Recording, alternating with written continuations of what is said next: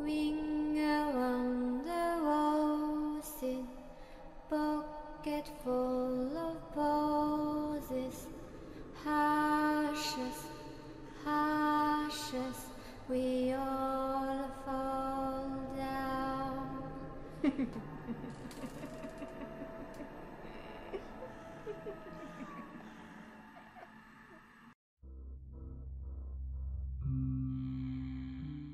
Je profite du mois d'août avec mes vacances pour pouvoir partir visiter les paysages bruns, là où planent des mystères et des légendes.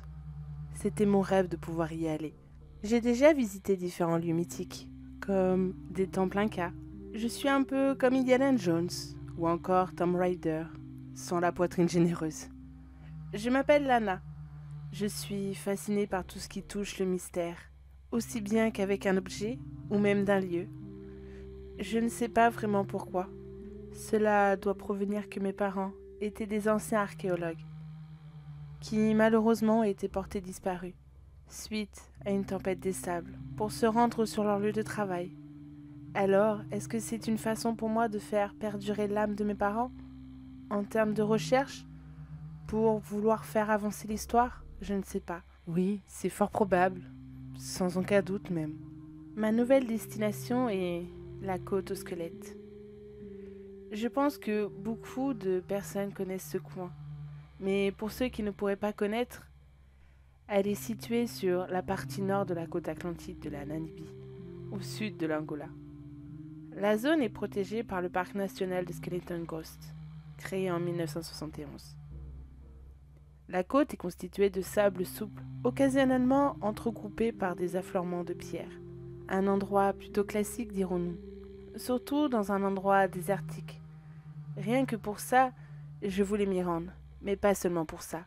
On sait également qu'il y a le cimetière des bateaux, qui ont été échoués par un accident dû aux épaisses brumes. On peut y retrouver le Henrietta, échoué en 1968. Le Winston, qui a échoué en 1970. Ou encore le Montrose, échoué en 1973. Et plein d'autres encore. J'ai envie de voir de mes propres yeux. J'avais cette petite note de curiosité qui était à son paroxysme. J'avais tellement envie de découvrir cet endroit qui était tellement mythique. Mais pour l'heure, je suis à l'hôtel, proche de Namibie. Il est tard. Pour être exact, il est 23 heures ici. Je n'avais pas du tout envie de partir visiter les épaves, encore moins dans la pénombre sans éclairage. Enfin, j'étais uniquement venue avec une petite lampe torche. Autant dire que je n'allais pas voir très loin devant moi. On y raconte tellement de choses sur cet endroit que j'en ai des frissons. Il y a une sorte de salon de thé dans mon hôtel, histoire qu'on puisse rencontrer des voyageurs, voire même discuter avec des locaux. Et j'ai eu la chance de converser avec un historien. Il me racontait qu'il y avait un navire datant du XVIe siècle qui avait échoué en laissant derrière lui un trésor, estimé à 100 millions de dollars, en pièces d'or, lingots, défense d'éléphants, lingots d'étain et de cuivre, ainsi que des armes. Ce dernier serait un navire portugais. Suite à cet échange, j'avais encore plus envie d'y aller. J'avais hâte de voir ce qu'on pouvait trouver sur cette plage, découvrir par moi-même, au lieu de voir sur des photos, les épaves qui s'enchaînent sur la mer des sables.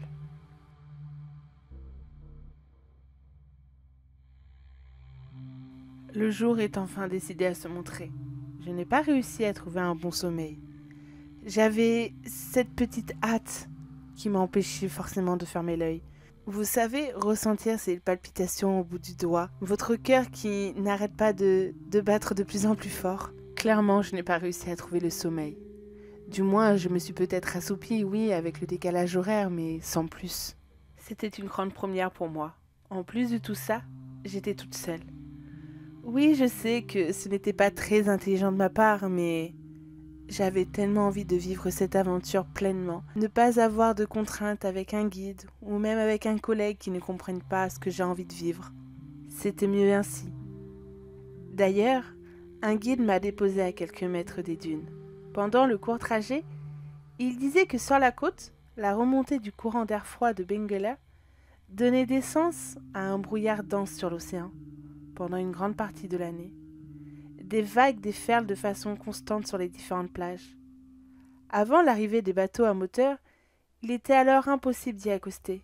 La seule façon de quitter la côte était de passer par le marécage d'une centaine de kilomètres, qui lui-même est accessible à travers un chaud et aride désert.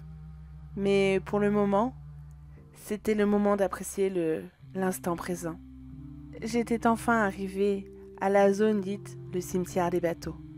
Je pouvais enfin le voir de mes propres yeux. Il y faisait tellement chaud. Heureusement que le guide nous avait donné quelques conseils pour éviter de crever face à ce climat désertique. C'était juste waouh, incroyable. Le paysage sableux donnait une couleur brune à l'horizon. Cela pouvait être un début d'un film d'horreur. Il ne manque plus que d'un épais brouillard. Une silhouette squelettique qu'on peut presque apercevoir. Mais attendez 5 minutes. Ce n'est pas un film. C'est sous mes yeux, là maintenant tout de suite.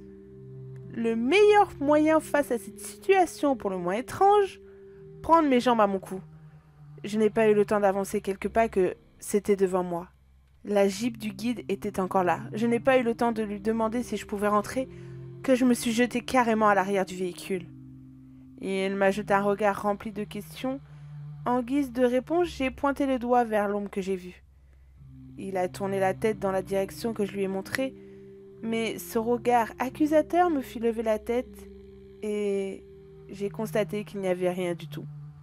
C'était peut-être mon imagination ou le fait que je regardais beaucoup trop la télévision, avec un programme très flippant.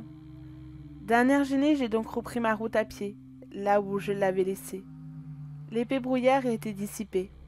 Les épaves étaient là, pris par les mers de sable, bloquant ainsi toute éventualité de départ. Le paysage était beau et effrayant en même temps.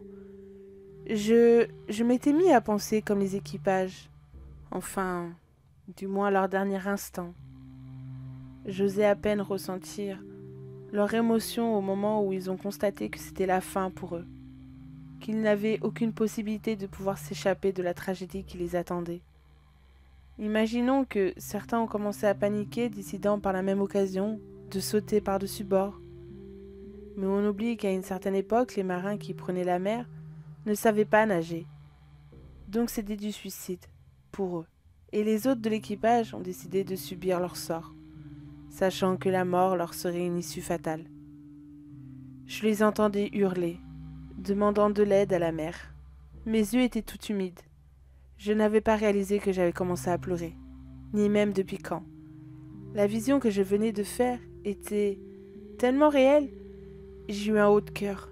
J'ai continué ma marche en faisant attention où je posais mes pieds. Il y avait encore des débris des épaves, des chutes de planches de bois moisies. Depuis le temps qu'ils étaient là, on rajoute à ça le temps sec du désert, plus des rafales de vent par endroits. On pouvait aussi voir des restes de matériaux lourds. Le site était sur surveillance, à cause des pilleurs qui se font passer pour des chasseurs de trésors. Un peu comme moi, mais à la différence que moi, les objets que je trouve, je les estime, et selon leur valeur et leur date de création, je les remets aux musées qui ont bien sûr décidé de me payer au mieux. Oui, c'est égoïste, mais je dois bien vivre après tout. Rien n'est gratuit. Après plusieurs heures à marcher et à profiter en quelque sorte de l'endroit, le soleil décida de faire place à son opposé, son ami la lune, laissant ainsi une atmosphère apaisante. On entendait les vagues terminer son chemin sur les dunes. En repartant, elle laissait ce précieux sable fin pour former à long terme ce genre de site. Je ne suis pas là en vacances, non. Je suis là pour voir si la légende du navire portugais est vraie. Je ne suis pas bête, je pense bien que je ne suis pas la seule à tenter de trouver leur trésor. Mais je n'avais rien à perdre que de vérifier par moi-même. Je voudrais tellement voir cette richesse de mes propres yeux. Ce serait un voyage réussi, pour cela rien de compliqué. Il suffisait de payer en cash le guide pour qu'il puisse nous laisser nous installer une tente. Mon excuse était que j'étais photographe de paysages inédits. Il n'avait rien dit, au contraire.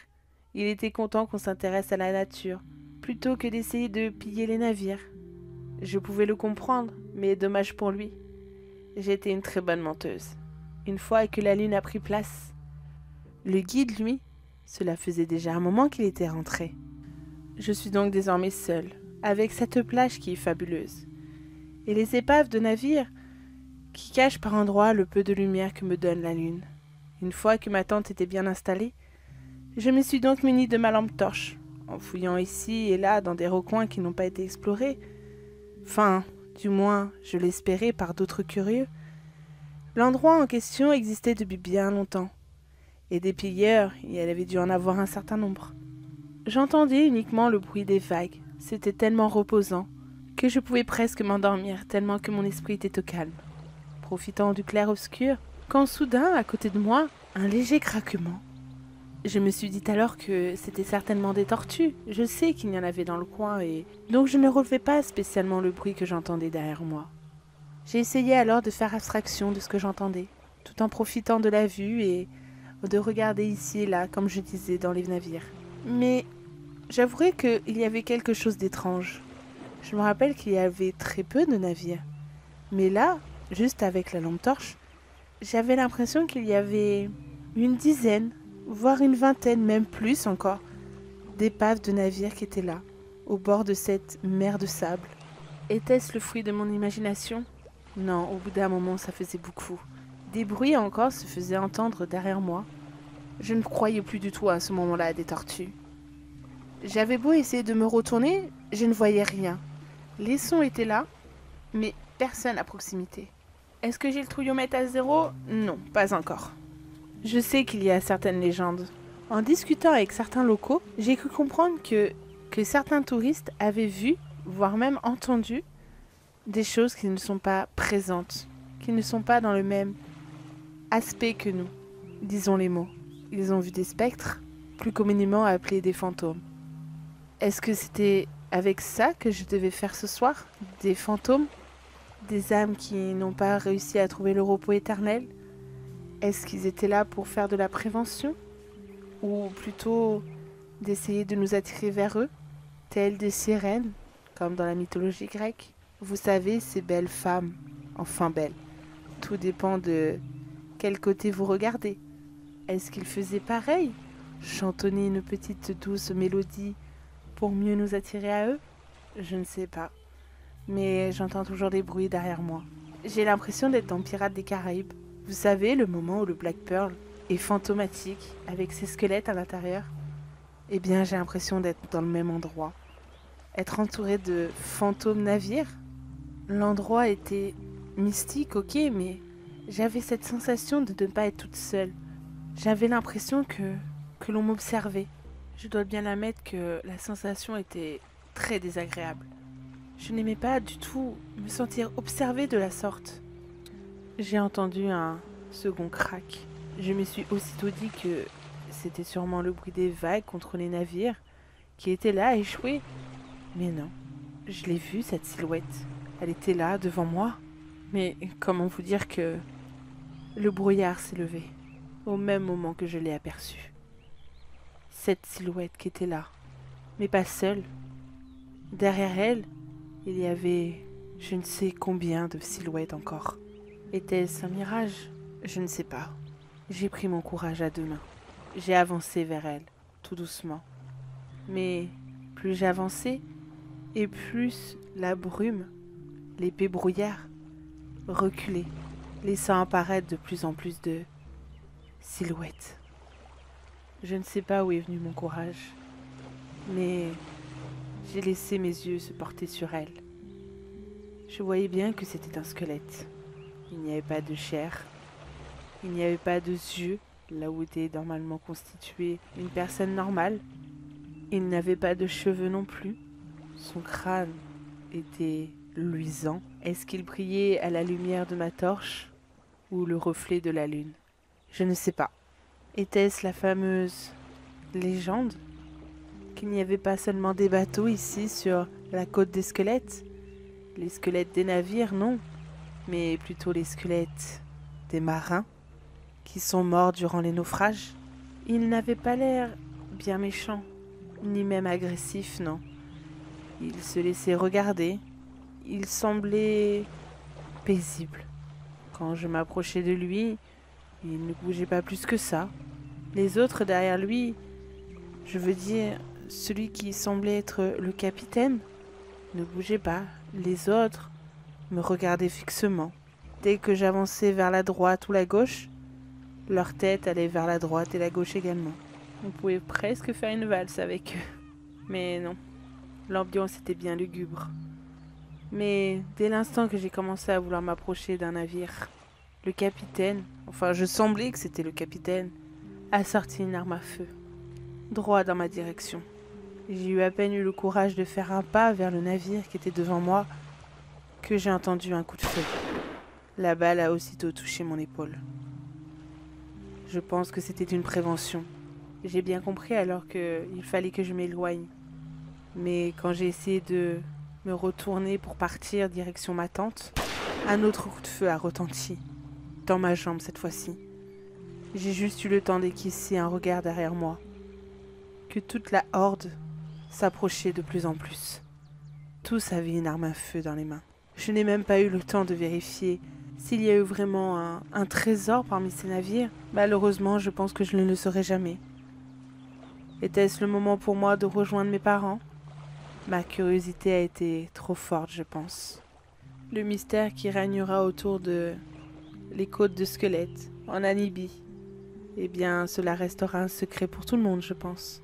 Il s'approche de plus en plus de moi.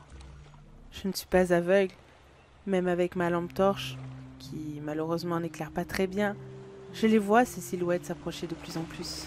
Les jambes qui traînent le sable, pensant que c'était une tortue alors que non. Visiblement, c'était des squelettes. Alors voilà, mes vacances du mois d'août s'arrêtent là, avec la lune qui disparaît, laissant place au lever de soleil, laissant un paysage brun.